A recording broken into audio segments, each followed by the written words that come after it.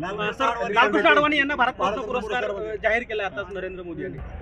मला असं वाटतं की मी आता तुमच्याकडंच मला माहिती मिळाली, मी माहिती अजून काही घेतली नाही आहे, पण जर तो जाहीर झाला असेल तर मला अतिशय आनंद आहे। कारण अडवाणीजी हे खऱ्या अर्थानं या देशाचे लोहपुरुष राहिलेले आहेत। ज्या प्रकारे अडवाणीजींनी देशाची सेवा केली, एक कणखर गृहमंत्री म्हणून, आणि विशेषतः राम जन्मभूमीच्या आंदोलनामध्ये अडवाणीजींची जी भूमिका होती ती अत्यंत महत्त्वाची भूमिका होती।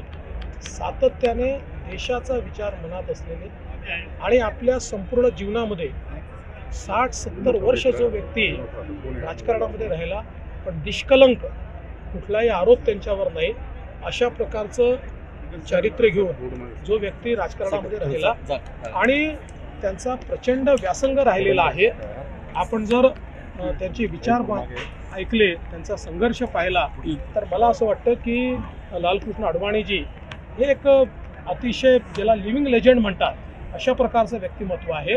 त्यामुळे भारतरत्न जर त्यांना आता मिळालेलं आहे असं आपण मला सांगितलं तर ते खरोखरच मला अतिशय आनंद आहे, वैयक्तिकदृष्ट्या अतिशय समाधानाची आणि आनंदाची गोष्ट।